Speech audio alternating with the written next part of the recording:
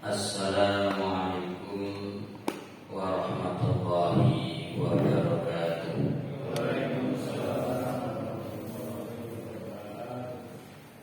Innal hamdalillah nahmaduhu wa nasta'inuhu wa nastaghfiruh wa na'udzu billahi min shururi anfusina wa min sayyiati a'malina. May yahdihillahu fala mudilla lahu wa may yudlil fala hadiya lahu. Asyhadu an la ilaha illallah wahdahu la syarika lahu wa asyhadu anna Muhammadan abduhu wa rasuluh la nabiyya ba'dahu. Amma ba'd. Ya ibadallah, usikum wa nafsi bittaqwallah faqad fazal muttaqun. Wa qala Allah ta'ala wa la tamutunna illa wa antum muslimun. Hadirin jamaah salat subuh Masjid Baitul Syukur rahimakumullah. Mudah-mudahan semuanya yang hadir tetap dalam kondisi sehat walafiat, tetap semangat walaupun cuacanya terasa lebih dingin dari biasanya. Terlebih hari ini sering turun hujan, dan mudah-mudahan bisa terjaga dari wabah dan musibah, terjaga dari berbagai penyakit, di antaranya mungkin batuk, pilek, demam. Mudah-mudahan Allah memberi perlindungan kepada kita semuanya. Amin ya rabbal alamin. Karena kita saat ini dalam keadaan sehat walafiat, kita bersyukur dengan hamdalah alhamdulillah rabbil alamin.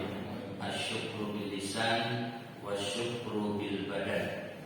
Dan syukur dengan lisan kita mengucapkan hamdalah, syukur dengan badan kita datang untuk sholat subuh berjamaah sekaligus melanjutkan kajian tafsir yang pada kesempatan kali ini akan kita membaca surat Al-Adiyat halaman 75.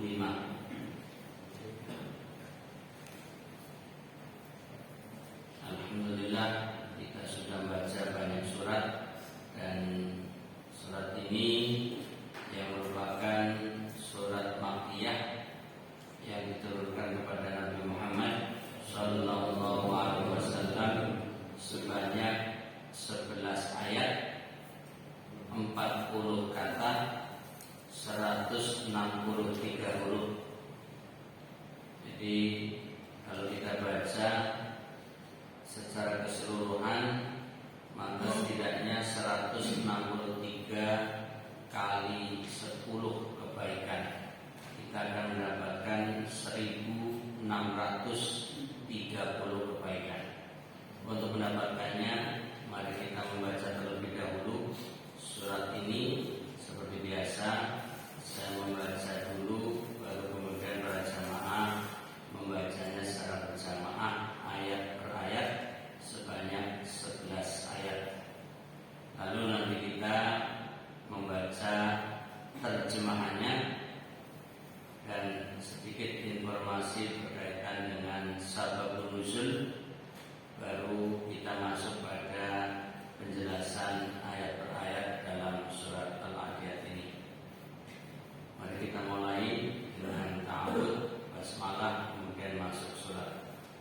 A'udzu billahi minasy syaithanir rajim.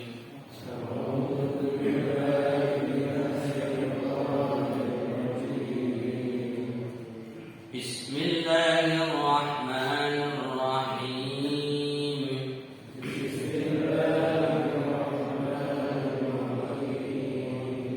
Wal 'adiyati dhabha.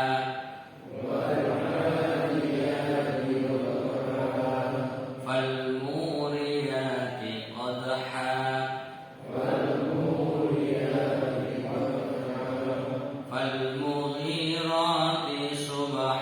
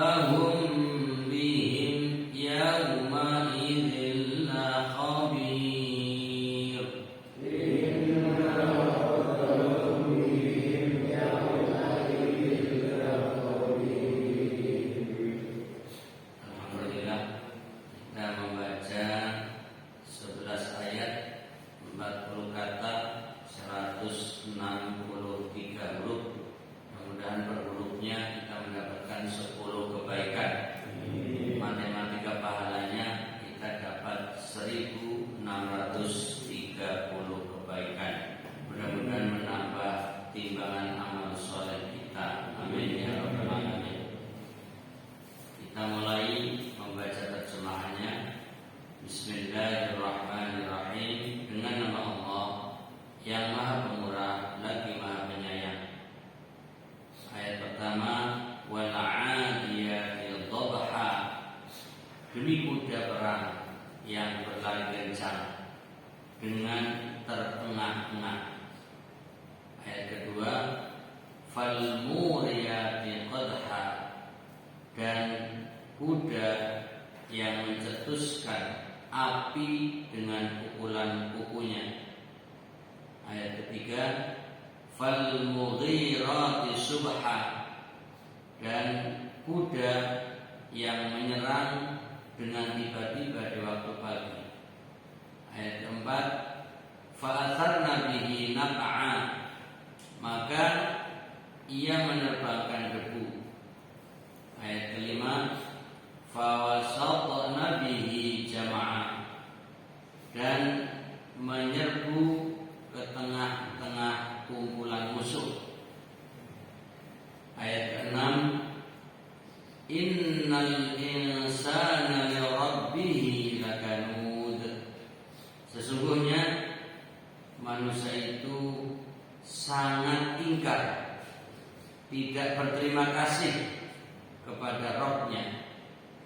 Ayat 7, wa innahu ala dzalika lasyahid. Dan sesungguhnya manusia itu menyaksikan sendiri keingkarannya. Ayat 8, wa innahu lihubbil khairi lasyadid. Dan sesungguhnya dia sangat bakhil karena cintanya kepada harta.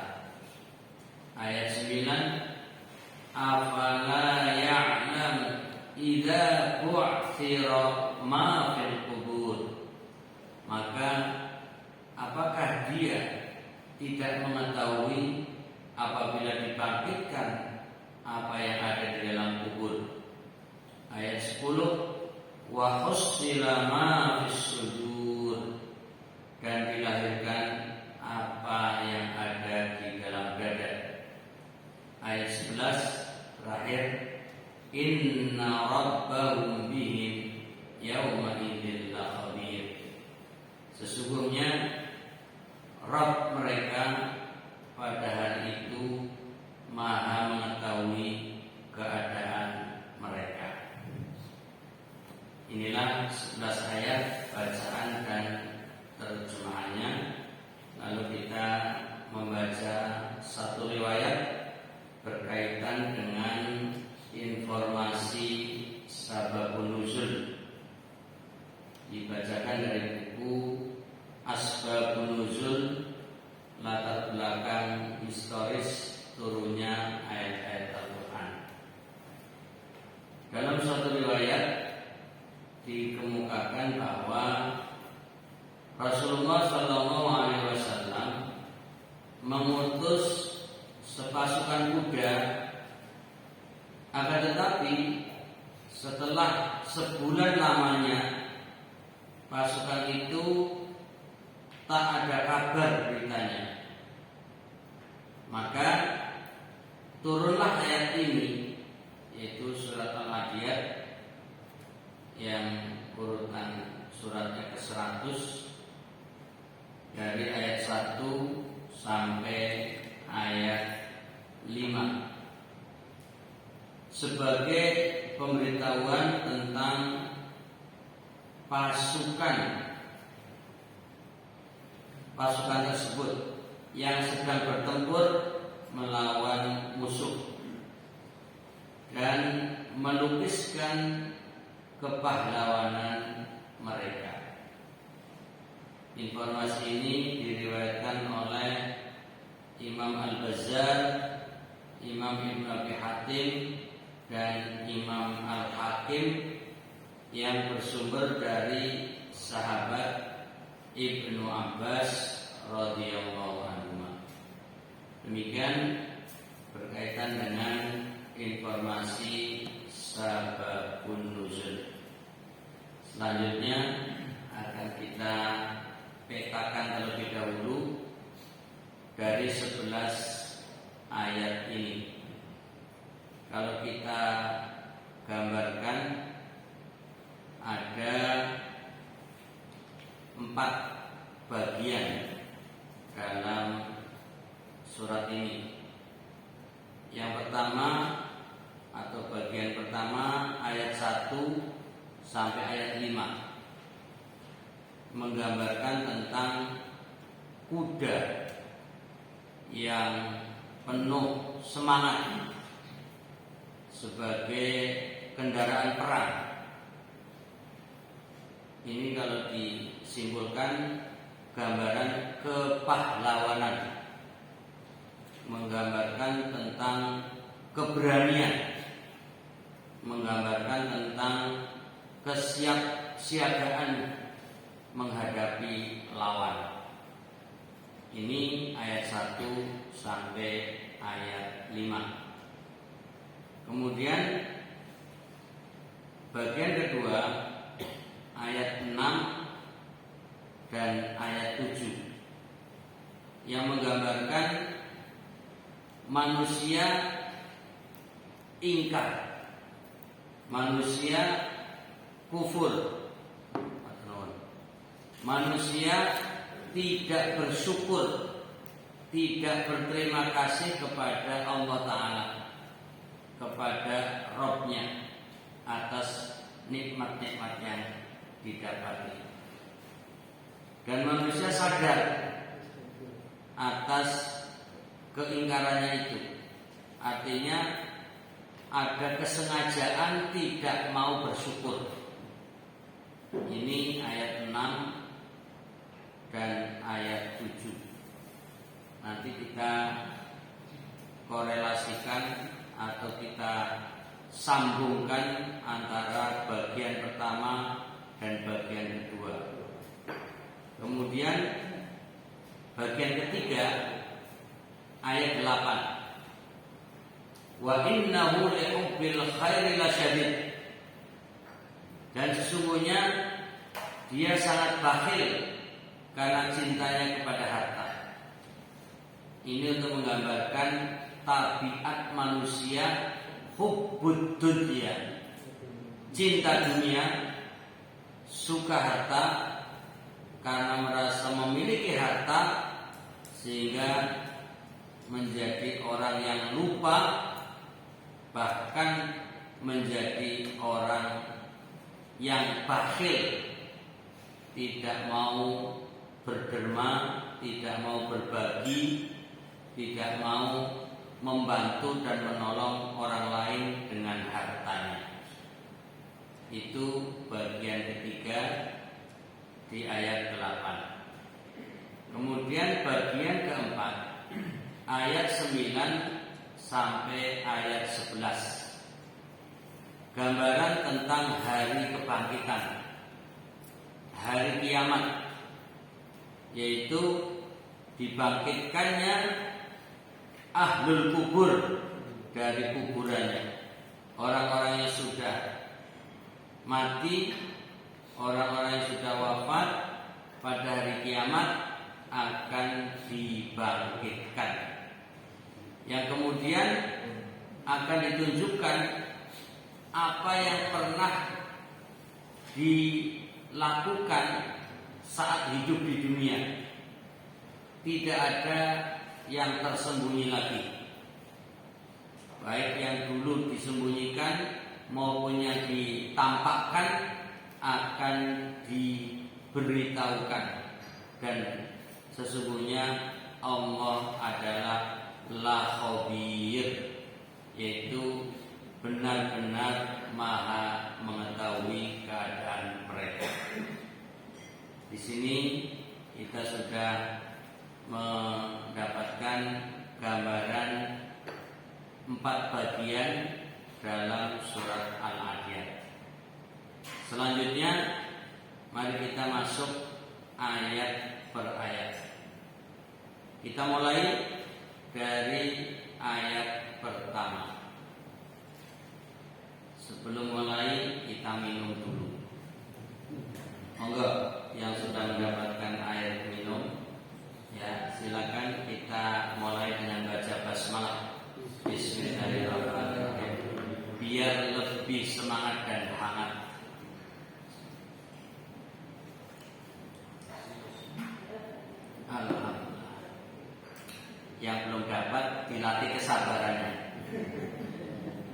uji mental tanpa teh. Baik. Ayat pertama di sini digambarkan tentang kuda, ya. Wal 'adiyati dhabha. Demi kuda perang yang berlari kencang dengan terengah-engah. Kalau kita lihat Syarah Mufradat halaman 79, wal 'adiyati diawali dengan huruf wawu,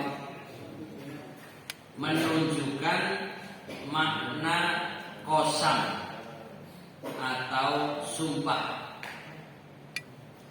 Dan ini sudah sering kita dapati dalam banyak surat di dalam Al-Quran, mengawali dengan huruf wawu, ya, banyak sekali. Wal asri, ya, wal duha, wal fajri, dan lain sebagainya. Itu untuk menggambarkan sumpah Allah pada sesuatu yang disebut. Di sini Allah bersumpah dengan al-adiyat wal adiyati, dan ini juga menjadi nama surat. Jadi terkadang ayat pertama sebagai nama surat, tapi ada juga surat yang diambil dari akhir ayat seperti Al-Ma'un. Kemudian juga ada beberapa surat yang diambil dari pertengahan, ya, surat, termasuk surat Al-Baqarah namanya, itu kisah tentang sapi, dan itu tidak di awal, tidak di akhir, tapi di beberapa ayat, ya katakanlah di pertengahan surat Al-Baqarah. Nah, di sini apa itu al-adiyat?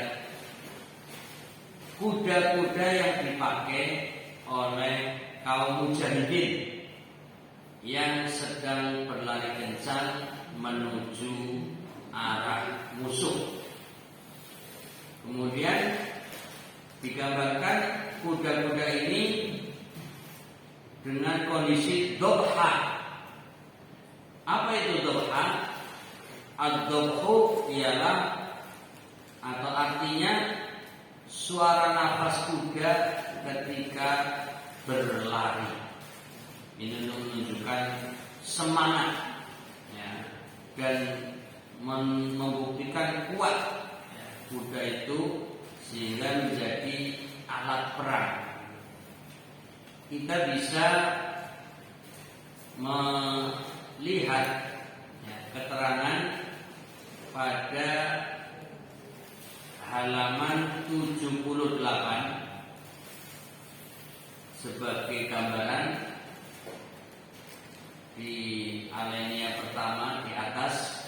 Dahulu kuda merupakan kendaraan perang. Lalu ada catatan di bawahnya nomor 4. Kuda merupakan kendaraan perang pada zaman Nabi dan sesudahnya. Maka apabila zaman telah berubah dan kendaraan perang pun berubah pula, karenanya dari kuda menjadi kapal perang dan pesawat-pesawat terbang, serta tank-tank seperti yang terjadi pada zaman sekarang. Pengertiannya pun disesuaikan pula dengan zamannya. Selain itu, perlu diperhatikan bahwa dalam surat ini yang dipakai adalah ungkapan al-adiyat, al-muriyat, dan al-muhirat. Semuanya merupakan kata-kata sifat, sedangkan mausufnya, yaitu yang diberi sifat, tidak disebutkan. Hal ini tiada lain menunjukkan kemukjizatan Al-Quran dan bahwasanya Al-Quran itu sesuai bagi segala zaman. Nah, ini untuk menggambarkan bahwa di masa itu kuda adalah kendaraan perang. Ya, seperti ketika kita membaca surat Al-Fil ya, di sana digambarkan bahwa Allah menggunakan burung ya, yang kita sering menyebutnya burung apa itu? Ababil, itu sebagai alat untuk menghancurkan pasukan gajah. Nah, itu mungkin bisa dilihat lagi pada surat Al-Fil yang di sana disebutkan burung ya, Toiron Ababil.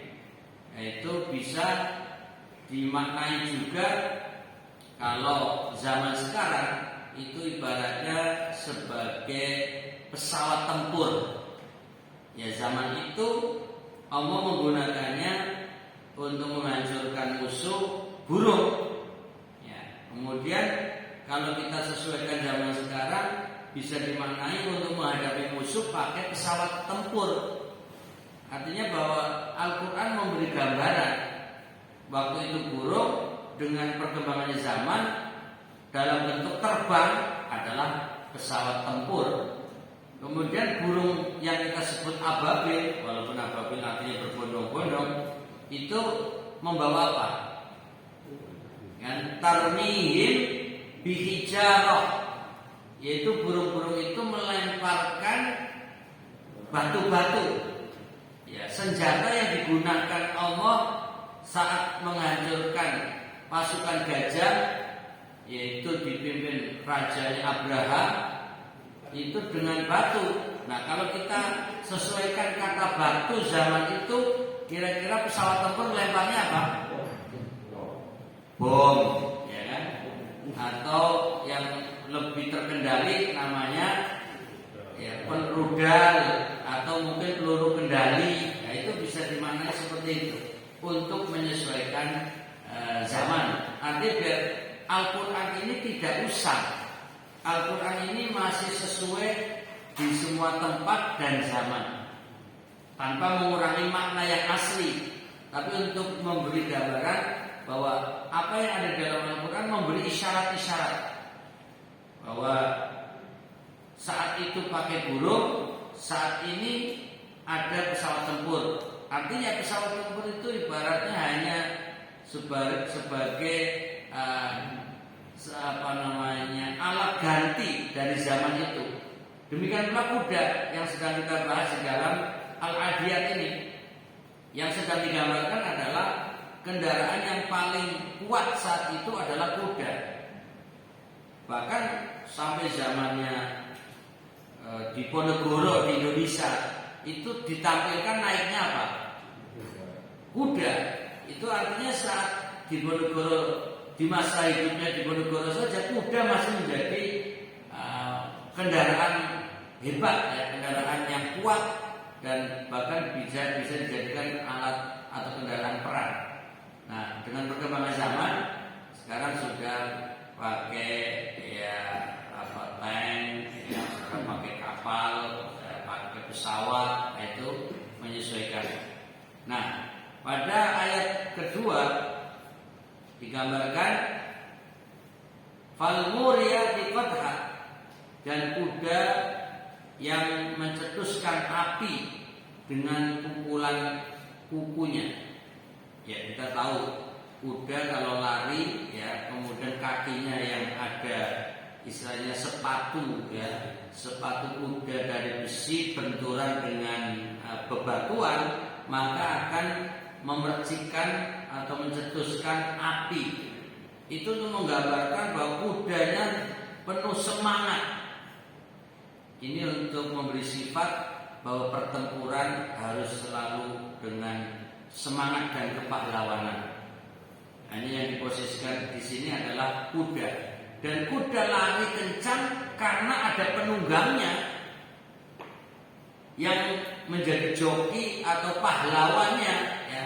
Yang menaiki kuda itu adalah para mujahidin, orang-orang yang bertempur. Kalau ditarik berhenti, kuda pun akan berhenti.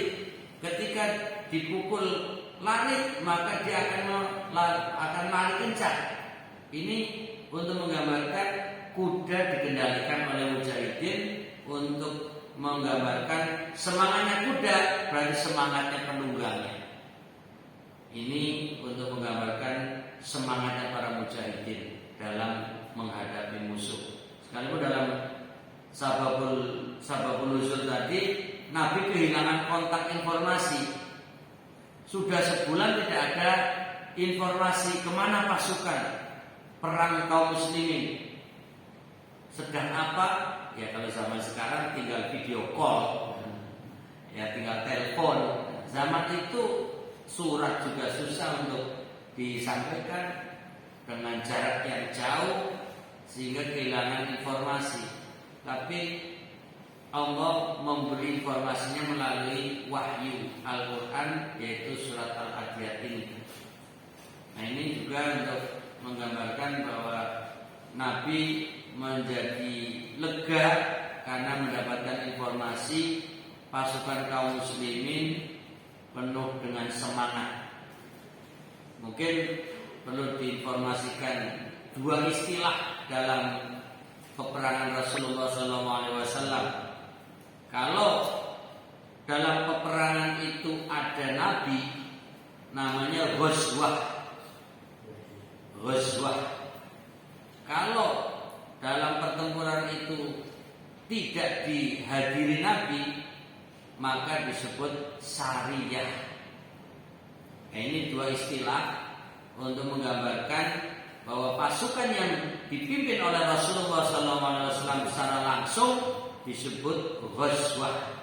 Seperti ghazwatul Badar, perang Badar, ghazwatul Uhud, perang Uhud. Ini menunjukkan Nabi hadir dan menjadi komandan perang. Tapi kalau Nabi tidak hadir, hanya mengirim komandan, ya, perwakilan Nabi, itu nanti disebut sariyah. Pertanyaannya, kira-kira Al-Adiyat ini menggambarkan pasukan ghazwah atau pasukan sariyah? Wah, ini luar biasa, langsung bisa membedakan. Bukti tidak ngantuk. Alhamdulillah. Apalagi sudah minum teh, minum lagi. Bismillahirrahmanirrahim. Biar gak dingin badannya. Baik, Bapak Ibu rahmatullah. Ini untuk menggambarkan bahwa kudanya penuh semangat. Kemudian yang ketiga, fal mughirati subha, dan kuda yang menyerang dengan tiba-tiba di waktu pagi. Kalau kita boleh gunakan istilah, ini strategi pertempuran, strategi perang. Jadi menyerang musuh di saat mereka sedang lengah, di saat mereka sedang tidak siaga, saat mereka bisa jadi masih tidur. Ya, ini untuk menyerang mereka, sehingga digambarkan fal mughirati subha, dan kuda yang menyerang dengan tiba-tiba di waktu pagi. Kira-kira ini hanya pertanyaan iseng. Kira-kira kalau pagi-pagi ini kita suruh berangkat perang pada bangkit enggak ini? Oh, ini juga pertanyaan iseng loh. Maka jawabannya iseng aja deh. Mau berangkat? Jawab aja mau iseng loh, ya ampun. Maunya ngeteh aja dulu deh. Kayaknya kalau suruh berangkat perang enggak, ya minum aja. Bismillahirrahmanirrahim. Nah ini, jadi untuk menggambarkan pagi-pagi sudah menyerang musuh.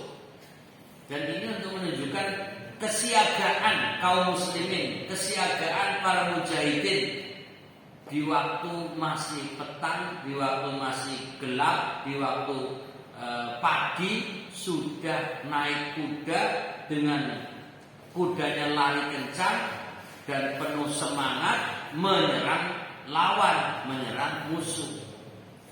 Inilah kaum muslimin di masa itu betul-betul penuh semangat.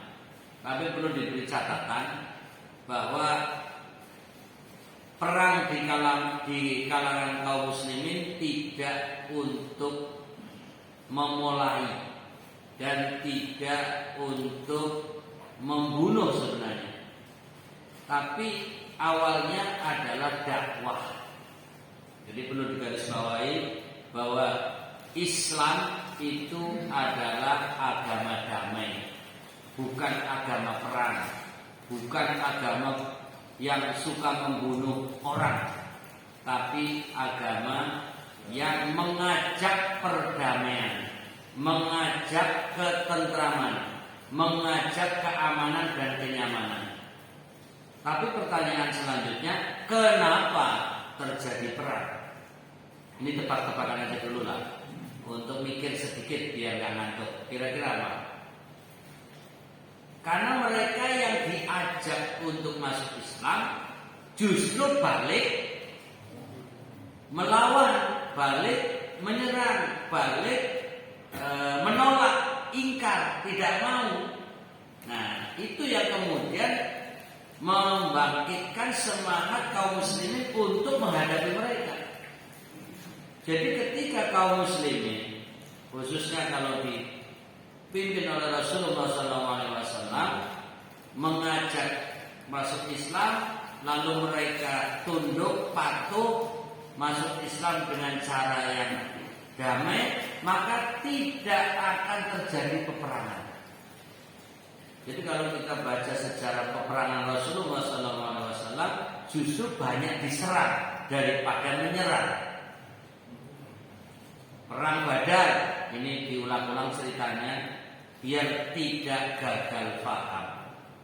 Karena kesannya kan umat Islam hobinya perang, kesannya begitu. Umat Islam diajari untuk menyerang. Umat atau agama Islam disebarkan dengan pedang. Ini perlu dipahami, tidak demikian. Justru terjadinya perang adalah lebih kepada pembelaan diri. Dan kalau diserang, menyerang. Kalau dilawan, melawan. Nah, ini masalahnya. Tapi ketika sudah mengajak dengan baik, lalu mereka mau tunduk, patuh, nurut, selesai. Tidak akan pernah ada peperangan. Perang Badar itu Nabi tidak niat perang, tapi malah diserang, sehingga akhirnya terjadi pertempuran. Perang Uhud, Nabi hanya menunggu, tapi tiba-tiba diserang. Maka pasukan muslimin pun melawan, walaupun pada akhirnya kaum muslimin yang kalah. Tapi artinya tidak memulai perang, tapi diserang. Kemudian perang Khandaq, itu tidak terjadi pertempuran sama sekali, tapi judulnya perang. Judulnya perang, tapi tidak ada pertempuran. Ini unik, namanya Ghazwatul Khandaq, yaitu perang Khandaq. Disebut Ghazwah karena ada Nabi Muhammad SAW, tapi tidak ada peperangan. Kenapa? Karena kaum muslimin yang dipimpin oleh Rasulullah SAW hanya bertahan di balik parit. Ya, kalau kita menyebut benteng, tidak ada bentengnya masalahnya, tapi hanya galian, Ini untuk menggambarkan bahwa Nabi hanya bertahan dan bahkan menghindari perang. Justru pasukan musuh yang dipimpin Abu Sufyan jumlahnya 10.000 orang. Itu mereka ingin menyerang kota Madinah, ingin membunuh semua penduduknya, terutama Rasulullah SAW, dan ingin memporak-porandakan kota Madinah. Nah, Nabi dengan pertimbangan jumlah pasukan musuh yang lebih besar, sementara kaum muslimin jumlahnya sedikit. Sekalipun Nabi bisa minta kepada Allah, bisa minta menurunkan malaikat, tapi tidak serta-merta nekat gitu loh. Aku kan Nabi, ayo perang aja, ya enggak begitu. Ternyata Nabi cari solusi, yaitu menghindari peperangan dengan cara membuat parit. Sehingga hanya menunggu dan menunggu Sampai akhirnya mereka sendiri yang pulang setelah berhari-hari tidak punya solusi, mau menyerang ada parit, kalau lompat bisa jatuh ke parit, malah dipanah dari atas mati. Mereka ya mikir mati.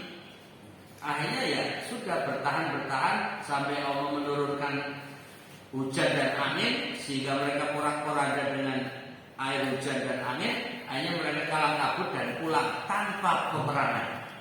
Ini juga perlu diingat bahwa hakikatnya Nabi juga tidak serta-merta ingin perang. Nah, karena ini kesannya kan kuda menyerang, gitu kan? Kuda yang menyerang dengan tiba-tiba di waktu pagi. Ini strategi perang, tapi mesti ada sebab musababnya kenapa pasukan Mujahidin menyerang. Karena tadinya ada perlawanan. Seandainya tidak ada perlawanan, tidak akan ada penyerangan. Nah, ini yang perlu kita catat erat-erat bahwa Islam agama damai. Islam ada agama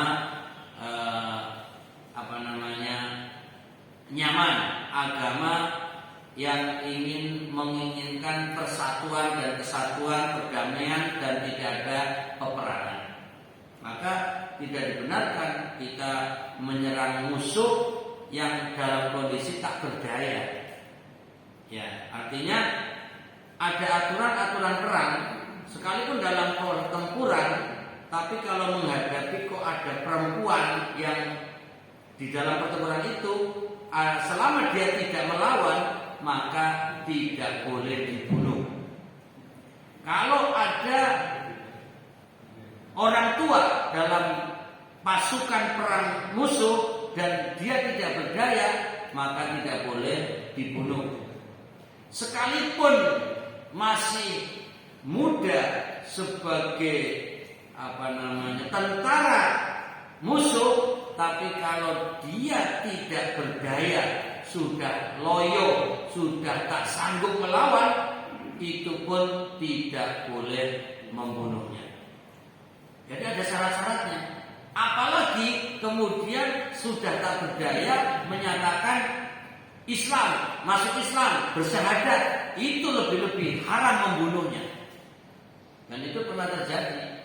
Ada seorang sahabat yang disebut sahabatnya Ali bin Abi Thalib radhiyallahu anhu, ketika menghadapi musuh, lalu musuhnya yang awalnya ingin membunuhnya tapi berbalik arah yang kalah, sehingga akhirnya dia tak berdaya. Tiba-tiba dia bersyahadat. Nah, pikir sahabat Ali, Allah tadi kan mau bunuh saya, sekarang giliran mau dibunuh bilang aku masuk Islam, syahadat. Kira-kira kalau dengan posisinya sebagai Ali, lanjutkan atau berhenti? Wis ketoyo gemes. Nah, Ali ternyata seperti jenengan juga itu. Salah tanggung gitu kan. Akhirnya dibunuh juga. Setelah dilaporkan kepada Nabi, justru disalahkan. Artinya diingatkan, mestinya kamu jangan bunuh. Karena masalahnya dia tadi sudah mau bunuh saya. Iya, tapi kan dia sudah syahadat, berarti dia Islam. Ya Islam berarti pura-pura melindungi diri. Apa kamu sudah tahu isi hatinya? Apakah kamu sudah membelah dadanya sehingga kamu menyimpulkan kalau dia pura-pura? Artinya Nabi tidak setuju dengan cara itu. Nah, ini untuk menggambarkan bahwa Nabi suka damai, Nabi suka memaafkan orang sekalipun sebelumnya mau membunuhnya. Kira-kira kalau kita posisinya habis dipukul orang, ini umpama sekali lagi ini cerita umpama saja, hayalan. Dipukul orang sakit, setelah mukul dia minta maaf, kira-kira jangan balas apa yang memaafkan? Alah, bodoh. Lalu tadi aku dipukul masa giliran aku mau balas bilang maaf. Udah saya ampun. Alah, kamu tuh tadi sudah membuat saya sakit. Paling begitu kan? Bodoh lah. Itu sebenarnya tidak dibenarkan. Kalau dia habis menyakiti, tapi setelahnya minta maaf, sikap muslim yang sejati, sikap muslim yang baik, ya menerima maafnya. Siap, sanggup, mau, saya coba tak pukul dulu. Terus nanti saya maaf ya maaf gitu. Jadi ini sekedar untuk menggambarkan bahwa ajaran Islam sesungguhnya mengajarkan perdamaian, mengajarkan kesantunan, ya. Walaupun ayatnya menggambarkan kuda yang menyerang dengan tiba-tiba di waktu pagi. Ini hanya untuk menggambarkan kesiagaan, semangat, kepahlawanan, kepatriotan dalam sebuah perjuangan. Kemudian pada ayat 4, fa'atharna bihi naq'a, maka ia menerbangkan debu. Ini juga masih memberi sifat, ya, semangatnya kuda yang menimbulkan pasir-pasir yang diinjak mengeluarkan debu-debu berterbangan. Artinya kudanya tidak nyantai, kudanya tidak jalan biasa, kudanya lari kencang, yang ketika menginjak batu mengeluarkan api, ketika menginjak debu mengeluarkan debu dan berterbangan. Itu untuk menggambarkan patriotisme, semangatnya dalam perjuangan. Kemudian pada ayat 5, fawasatna bihi jam'an, dan menyerbu ke tengah-tengah kumpulan musuh. Ini menggambarkan tidak ada rasa takut, ya. Yang ada adalah keberanian dalam menghadapi lawan.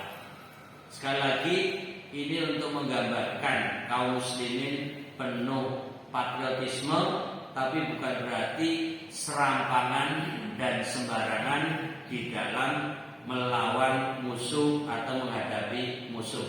Selama, ya, musuh tidak melawan, ya tidak harus kita lawan. Selama musuh tidak menyerang, ya kita cukup bertahan. Itu prinsipnya. Dan kalau kita ajak damai, mau damai, itu terbaik. Kalau kita ajak masuk Islam, lalu dia masuk Islam, itu yang kita syukuri.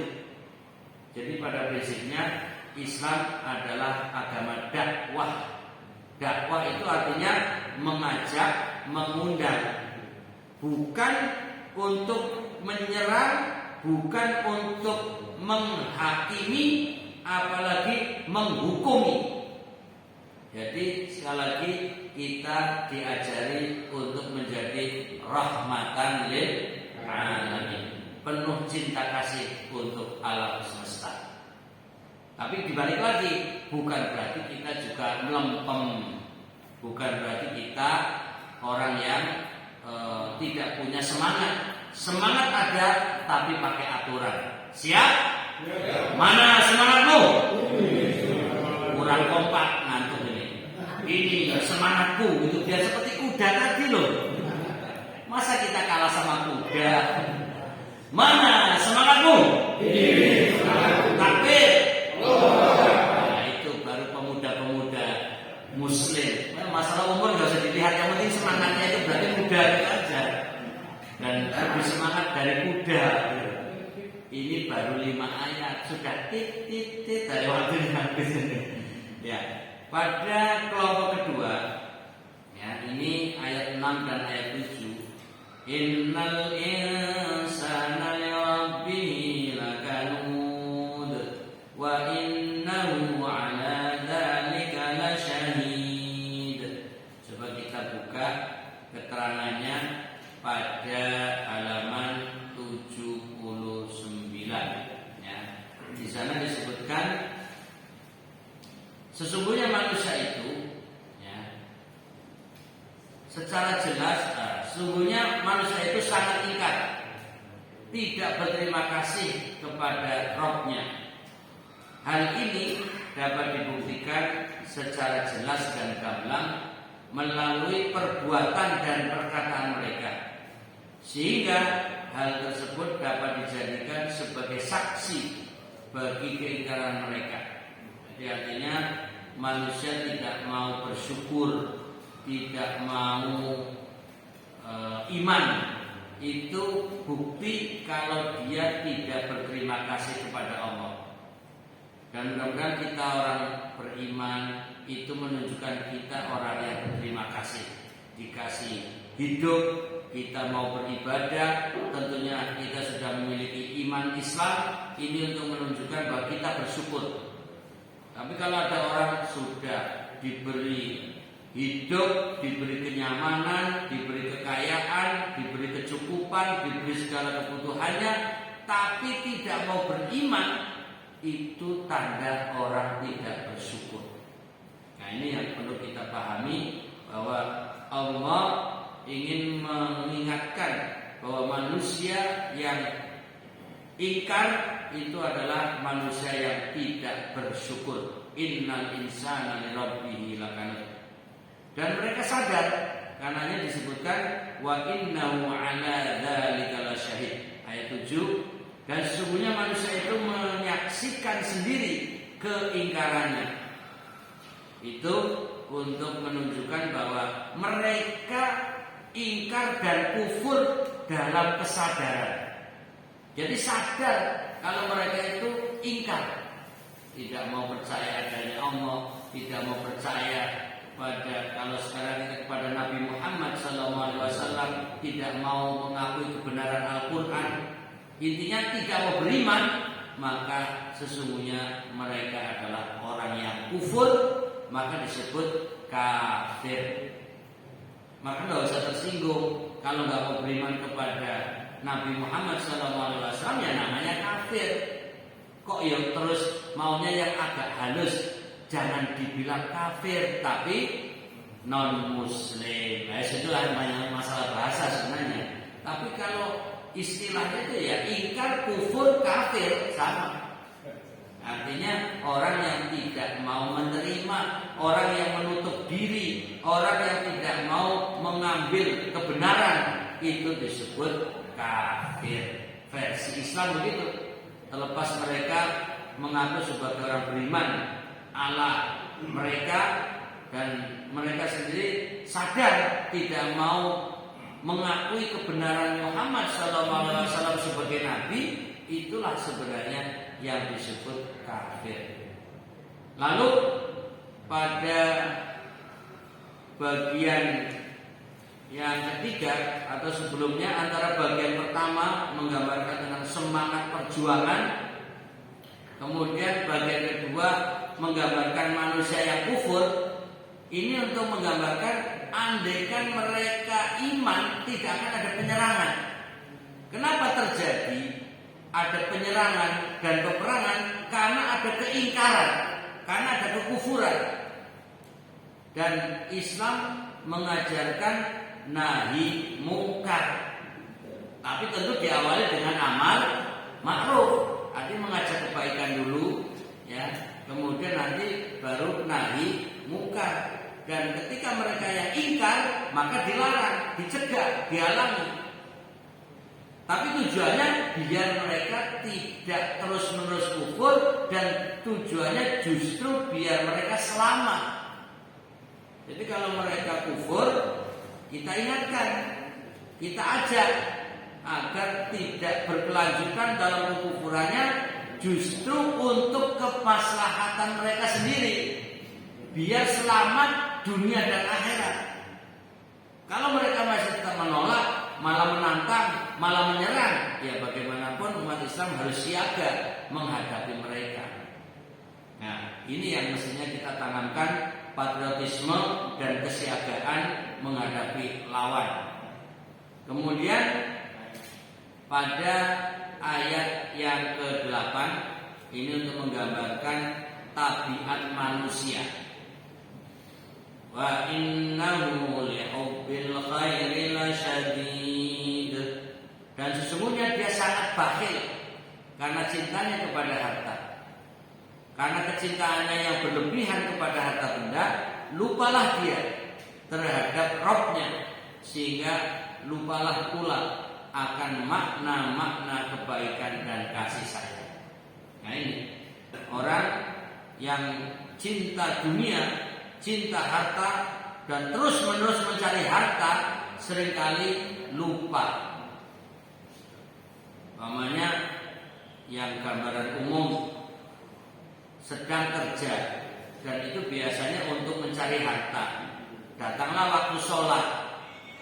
Kira-kira orang akan berhenti untuk sholat atau bilang tanggung untuk mengerjakan tugas. Itu umumnya bagaimana ya? Ini nggak usah tersinggung ini. Oh ini ngomong. Jadi artinya kita, ya, jangan bilang orang lain dulu, kita ya, lagi kerja, ya kan, di jam-jam kerja datang waktu sholat, entah itu siang zuhur, entah itu asar, atau bahkan malam maghrib atau isya, kira-kira milih berhenti untuk segera mendatangi panggilan Allah, mendatangi sholat jamaah di masjid, atau menuntaskan pekerjaan. Tergantung orang masing-masing. Ya, biasanya umumnya pada prinsipnya biar tuntas dulu gitu. Kayak itu namanya hubbud dunya, cinta dunia. Nah ini yang sebenarnya diingatkan. Wa innahu li hubbil khairi lasadid. Kata al khair itu artinya harta di sini.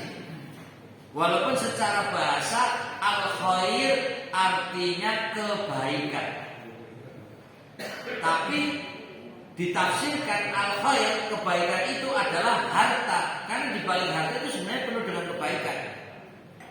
Makanya ada sebuah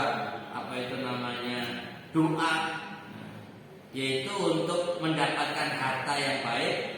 Allahumma ftahli abwabal khairat. Ya Allah, bukalah pintu-pintu harta untukku. Kira-kira kalau doa ini kita hafal, tertarik ya? Nah ini cocok ini. Jadi ungkapan atau doa untuk dibukakan pintu-pintu rezeki, yaitu harta. Al khair itu baik, harta di sini dijamak al khairat. Ya, silakan yang punya minat segera menyiapkan hafalannya ini. Saya ulangi, Allahumma ftahli abwabal khairat.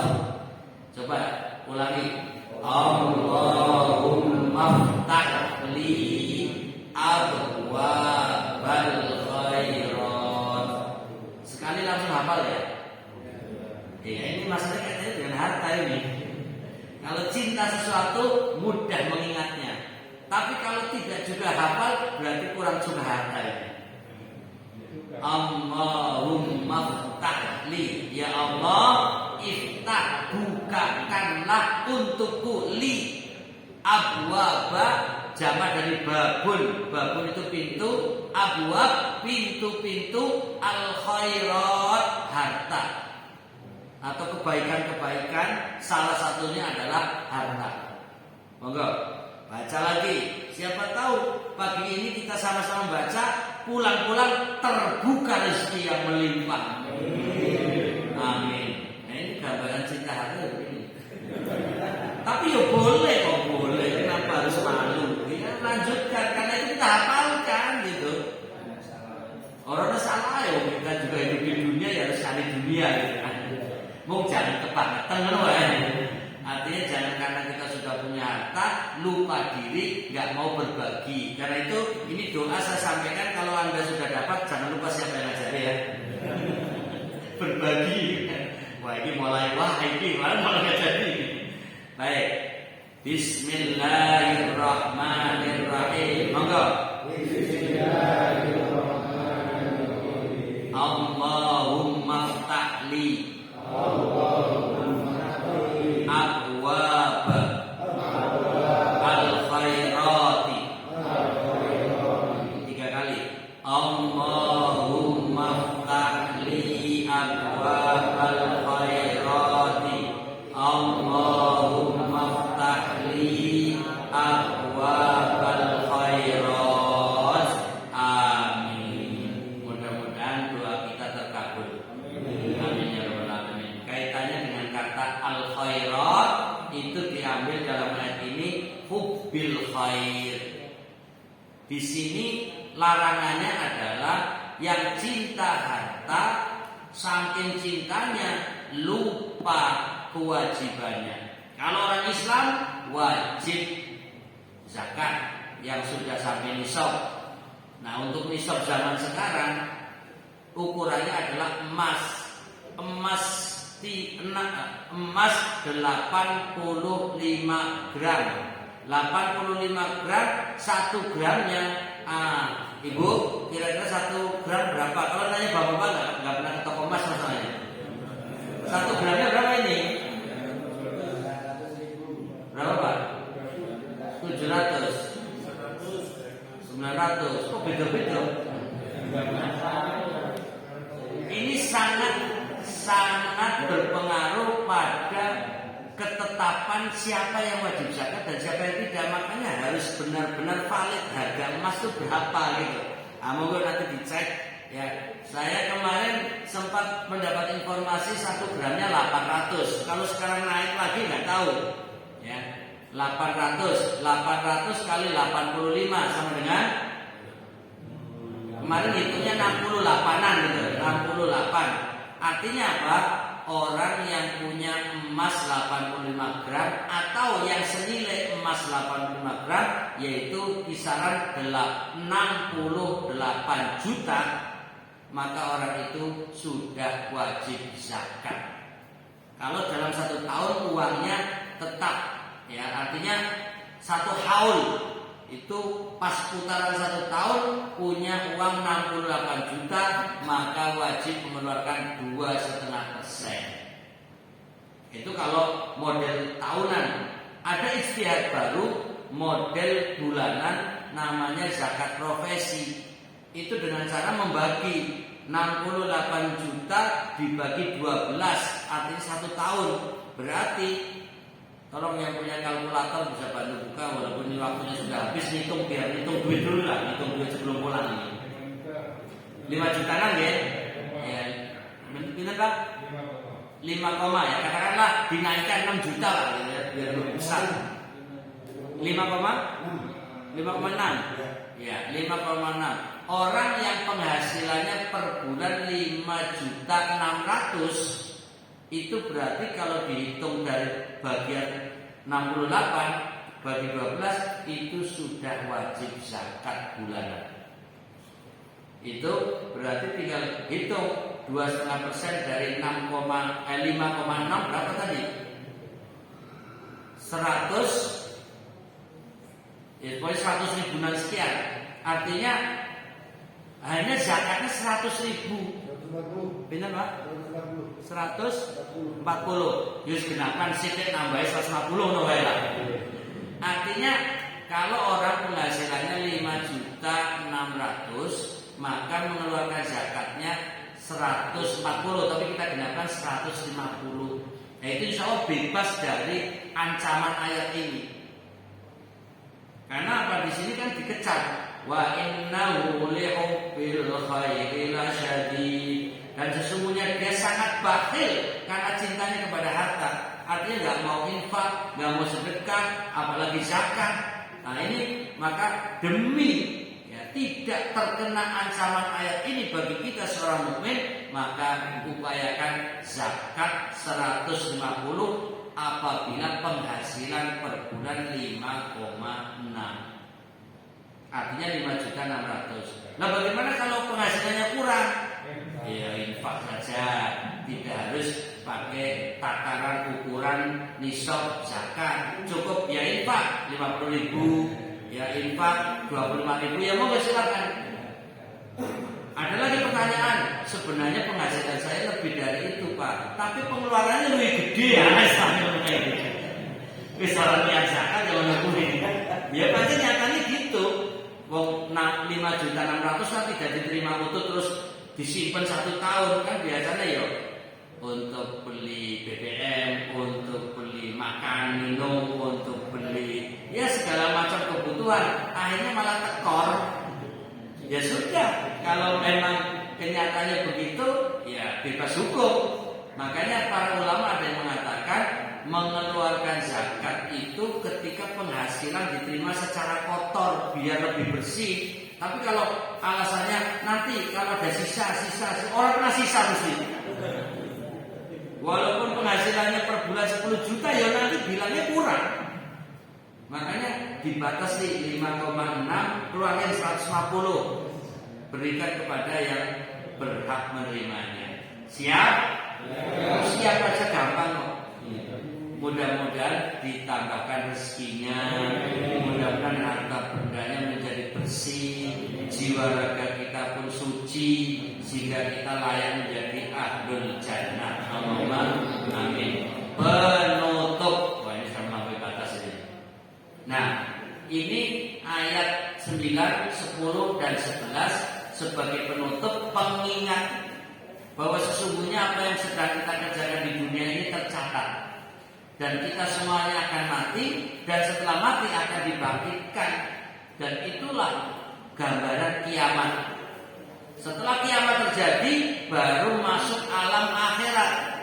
Karena itu ada peristiwa kehancuran alam semesta disebut kiamat.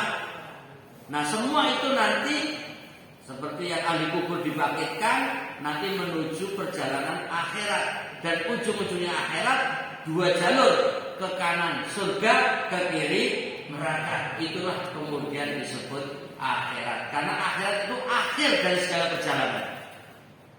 Adapun kiamat, hari kebangkitannya itu adalah ketika dibangkitkan dari kubur, itulah kiamat. Tapi kalau sudah ditentukan ini surga, ini neraka, itulah akhirat. Karenanya kita tidak boleh menyembunyikan diri, atau sekalipun kita menyembunyikan diri, wa hussila ma fis sudur, apa yang ada di dalam apa, dan dilahirkan apa yang ada di dalam dada, semuanya akan diungkap. Karena sesungguhnya inna rabbahum bihim yauma idzil lahawir, sesungguhnya Rabb mereka Allah pada hari itu maha mengetahui keadaan mereka. Demikian, mudah-mudahan surat Al-Adiyat memberi semangat kita untuk memperjuangkan dan menegakkan Islam, dan sekaligus kita agar diingat jangan sampai menjadi orang kufur, dan kita ingat jangan terlalu cinta dunia sehingga lupa hak-hak dan kewajiban kita.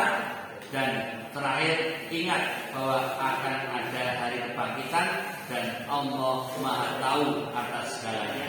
Akhir kalam, subhan